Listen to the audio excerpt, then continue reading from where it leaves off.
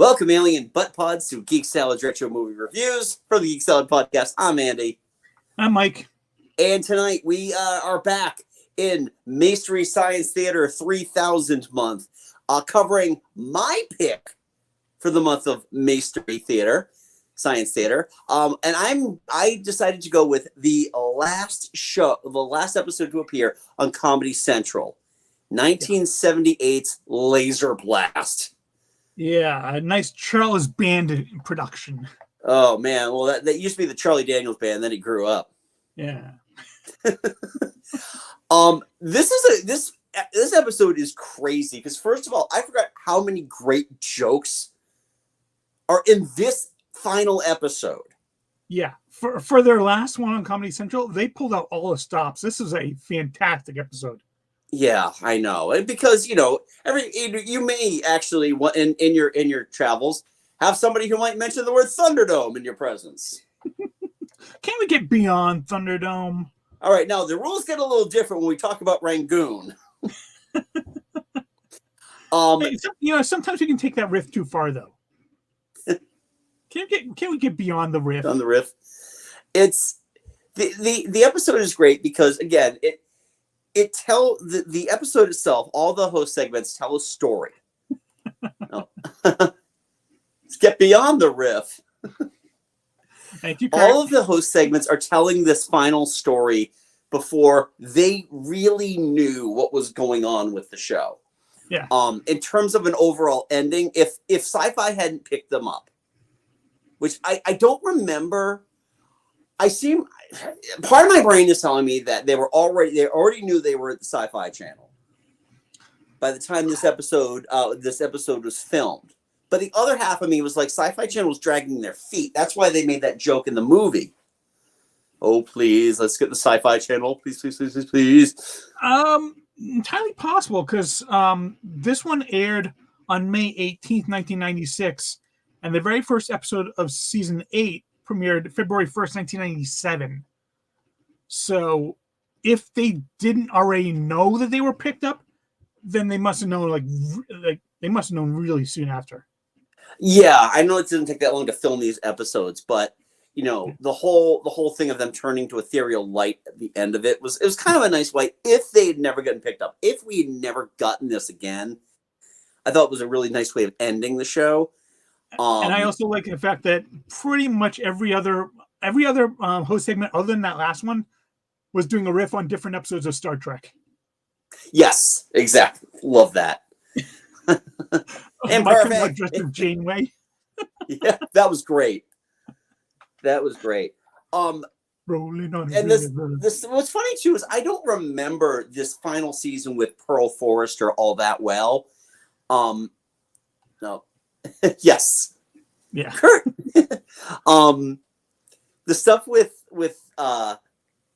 Pearl is really interesting. I don't remember much of her from this final season on Comedy Central. And then the character drastically shifts gear. Yeah. In Sci-Fi, because Mary Jo knew she was taking over as as the Mad in this. Yeah. I think from what I remember the host segments of season 7, she was more of like a annoyed mother figure than a primary baddie. Right. Which I mean playing off of Trace was not a bad way to go, but she wasn't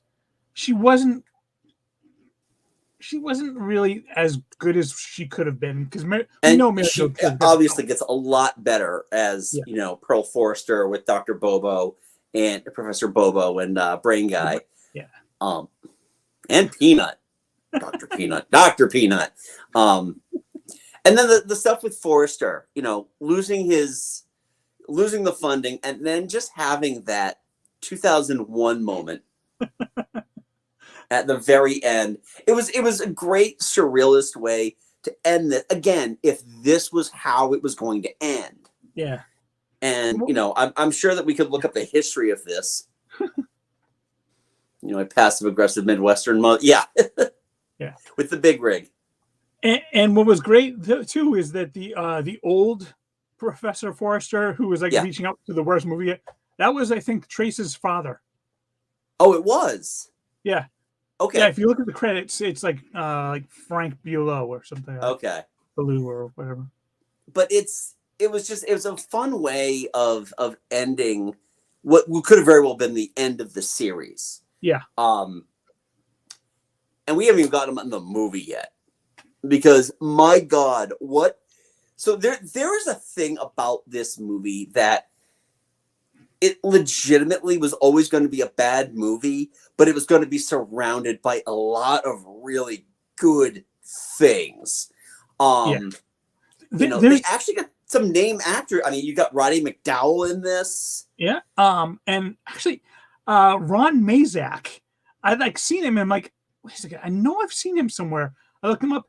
Yeah, he was he was in Murder, She Wrote, but he was also on one of the first season episodes of Cheap Seats. Okay. He was an actor that was hanging out with who was that pitcher? Steve Garvey. Okay. They did like a whole episode on Steve Garvey's like going out to catch marlin, and he was an actor that was hanging out with him and just making out bad jokes, and it was very painful. Dennis Berkeley, who is like he had a career essentially playing bouncers in movies. Yeah. I saw him in The Doors. He was a big stalwart of the Ron Shelton movies. He's in this playing the Deputy Younger.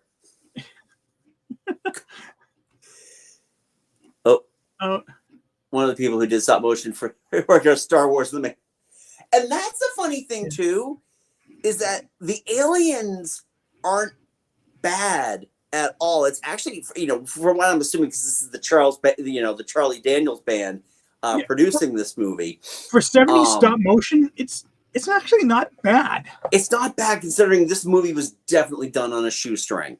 Oh yeah. So I mean, and you can tell also with the aliens, like when they're stopping Billy, and he's standing on top of a building, and he looks giant standing on the building, but they look small in like scale. And this was technically Eddie Deaton's very first movie. Oh, was this film before Grease? Grease came out like I think 3 or 4 months after this. Okay. Interesting. What a way to announce yourself to the world, right? Oh my God. Is Eddie being a meerkat? Something touched me deep inside the day Eddie Deaton died. He is just awkward as all get out in this movie. And I mean, it obviously leads to a career of being the awkward nerd in movies, playing Eugene in Grease. Now, keep in mind, I played Eugene in Grease, so I know how difficult that is. Don't even pretend, Eddie. There's that whole thing, too, where the other guy is making all the dick jokes with the wieners, and he's like the most awkward human. He doesn't know how to control his body or his hands or anything like that. It's okay, Eddie, just riff. The guy, like the bully, like makes the dick joke to the girl, and the girl like kind of laughs it off and like spins it off, and then Eddie comes on with, "He has an affidavit." No, what? You're not even a very good henchman. What the hell is wrong with you? Oh God, it's just like I felt like there were scenes that were cut that have to explain a lot more of like how they lied to the insurance company about the car blowing up so they could get that sweet ride before they were killed in it. Yeah, and they make a joke about it, but I think that it is totally true. Probably most of the budget for this movie went to Roddy McDowall. Oh, I don't doubt that. You have an Oscar winner in your movie. Yeah, he's actually not an Oscar winner. Oh, I thought he won for How Green Was My Valley. No, he was just in How Green Was My Valley, which was the movie that beat Citizen Kane for Best Picture. He was a child when he made that movie. Yeah, I've never seen the movie, but damn, you got to be. I don't think you can beat Citizen Kane. It's too good. Yeah, it's a good portion of the movie that was cut. Oh, okay, dude, it is PG. Okay, but then again, it's 70s PG. I mean, even Logan's Run was PG, and that had tons of boobs in it. This movie means two things to me: Cheat cake and back fat. Oh God, That is the most awkwardly filmed sex scene I think I've ever seen in any film. Yes. Not to mention the fact too that this whole, I mean, the beauty of this movie is it lends to so many great like classic rock jokes. Yeah. Yeah. It's like, you know, they have the thing of them driving and they get like that country, you know, that country rock. What is that? When they're having sex, what is that? Yeah.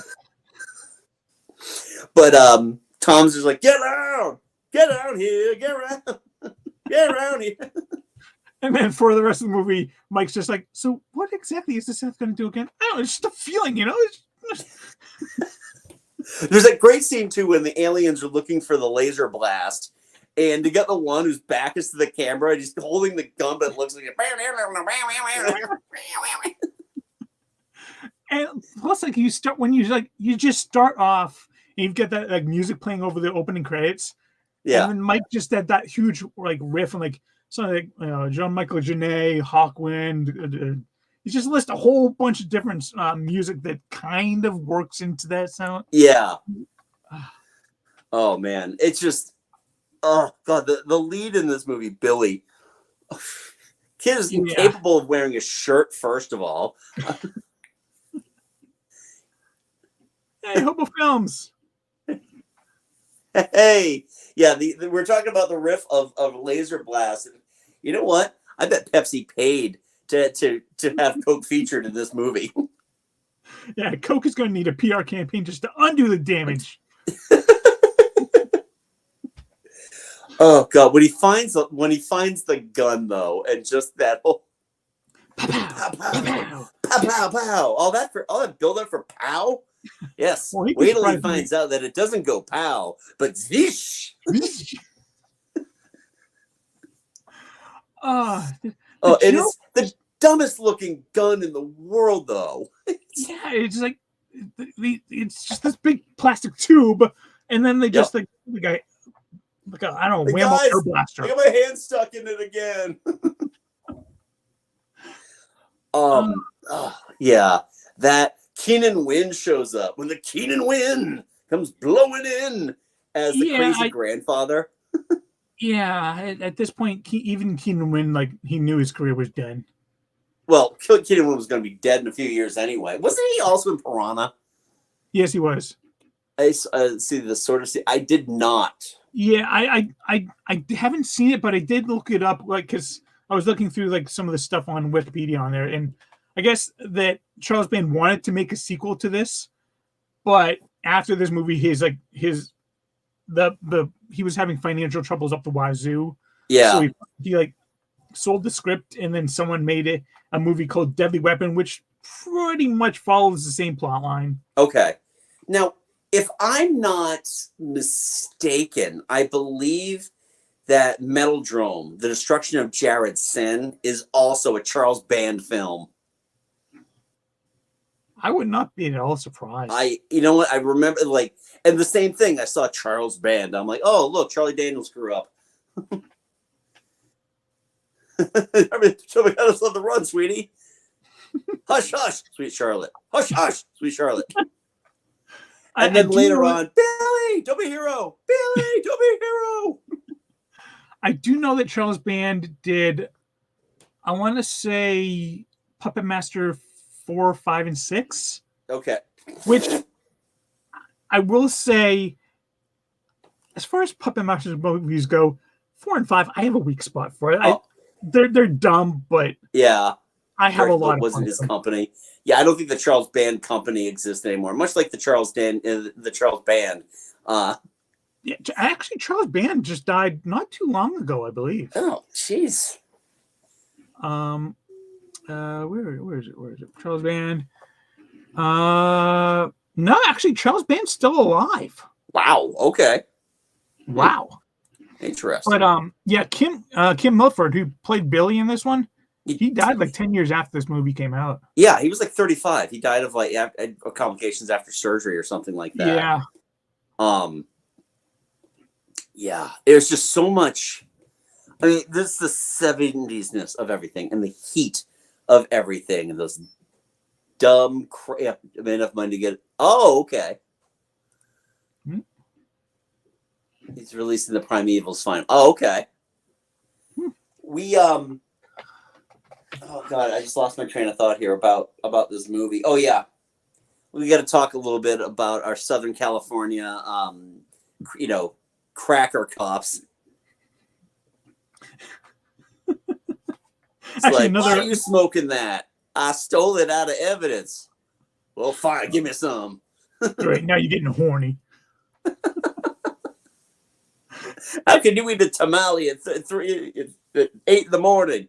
Fine, give me some. He does vaguely look like Hank Williams Jr. I can see it. Oh my God. And then the non-stop, going to get you ready for some football. All right. Hey, it's that Billy kid. I'm going to get him ready for some football. I think you're ready for some football. One of my favorite jokes is like, every time I come close and not hating him, I see those big footprints on the side of his van. I don't even get why they were there. Oh, God. There are so many aesthetic choices in this movie that make no sense whatsoever. Billy isn't a character. Billy is just there to find the gun. That really is it. He has no character whatsoever other than being sad when his mom in the belly high white pants is going off to whose waist was like this big around. Oh my God! Just those. I remember those because I am way older than you, so I remember those pants. Not way older. Come on, you're not that old. Come on. Well, I know, but I remember 1978. So yeah, I don't. But as well, you shouldn't. But yeah, I remember those pants. They never looked good. All right, Billy, get ready to meet your man. Thinking about Billy, there was something so dark in him, like sometimes, like when he cranks "Don't Fear the Reaper." Oh God! It's just that the one teenager that isn't like like cocaine skinny in this movie, naturally gotta be the most miserable person in the entire film. Oh yeah, she's just glad that she has a pool though, so that people like her. Yeah, exactly. They'll keep coming around as long as she doesn't run out of pool. Yeah. And honestly, nobody really wanted that shoe cake. She was like the only likable character in this movie. Exactly. You barely get to know any of these characters, Yeah. And then you got the mid-level bureaucrat. All right. Yeah. Latest issue of Club magazine. I should probably wait till I get back to the hotel to look at this. He just shows up and he just kind of like follows the plot along, but he never actually does anything to affect the plot. No, not at all. Until he's comforting Jenny at the end. He's like, "You ever made it with a mid-level bureaucrat before?" He genuinely has absolutely no purpose in this movie other than, oh, the government knows about these guys. Ooh. Yeah, but you're always like two steps behind everybody in this movie. Exactly. I mean, the aliens are definitely the superior race there because their ass pods didn't fall off centuries ago. When he's doing that, when like their captain is like berating them, is like, rah, rah, rah. So get out there and sell.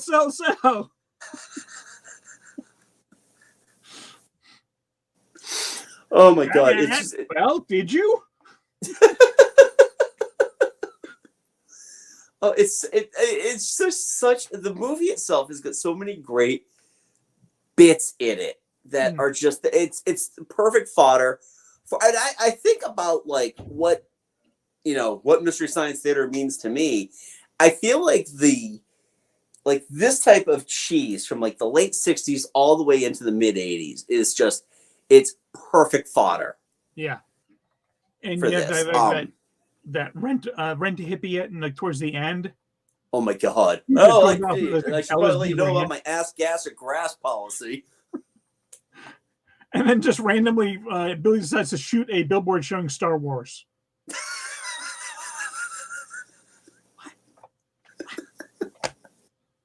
Far out. Because he's a hippie. Yeah, he's hot. Right. Exactly. Oh man, I mean, there's so much. Yeah, But the thing is, this is the perfect movie for MST3K. Oh, it is.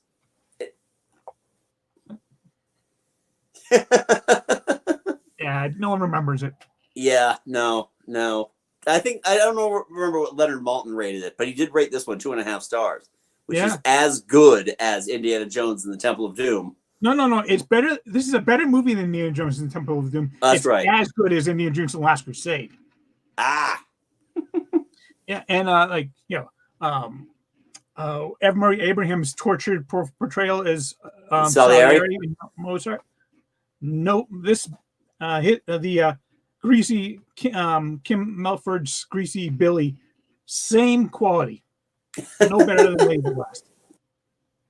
Wow, it's crazy. And again, this movie was and I almost feel like if they had continued on Comedy Central, Charles Band could have been like the next Sandy Frank in terms of the movies that they pulled. Because I feel like once we get into sci-fi tended to look outside of the system, even the fringes of the system. They did a lot of Canadian movies. They did a lot of, Overdrawn the Memory Bank. What is that? It's a PBS like sci-fi thing, wasn't it? Yeah. It was fun. It was funded by a PBS station. Mom, my nuts. Mom, my nuts. Mom, why are you not Puerto Rican? Draw me some butter. I feel like this is a perfect movie for Mystery Science Theater, a perfect movie for the Comedy Central era of Mystery Science Theater. I believe the episode prior to this one was The Incredible Melting Man. Yeah, which that one's a tough one for me to get through, mainly because the ending, the whole like second half of the movie tends to be a little bit more gory than I prefer, and there's only so much you could really edit out. Right. It was also looked like it was shot through a black nylon sock too. So featuring really, really Big Brother. But this one is perfect. And again, if this was how Mystery Science Theater was going to go out, it would have been the perfect episode. Now, again, I'm happy that we got a few seasons of sci-fi. I'm happy now. We have the new life now with Netflix, with the Kickstarter campaigns. Gizmoplex. With Gizmoplex. I love Jonah. I love Emily. I really enjoyed what they did with this one.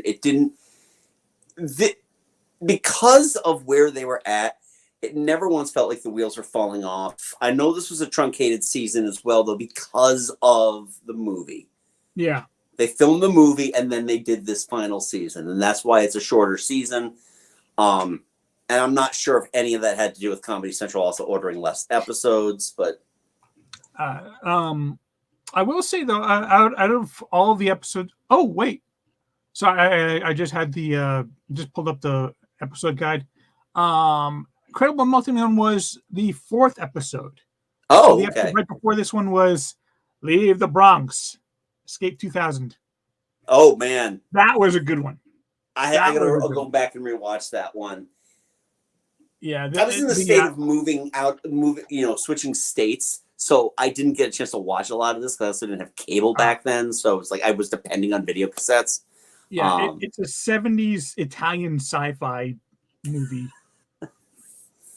Of course it is. Frank Felix Silva. Oh wait, no.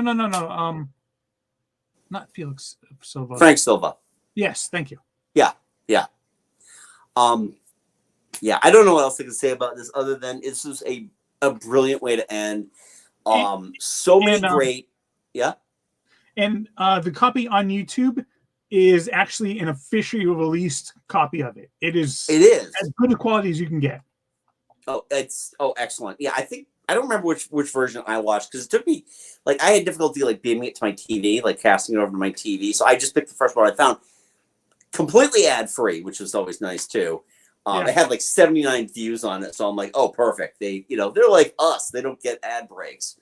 I believe this is on the official MST3K channel, so it is.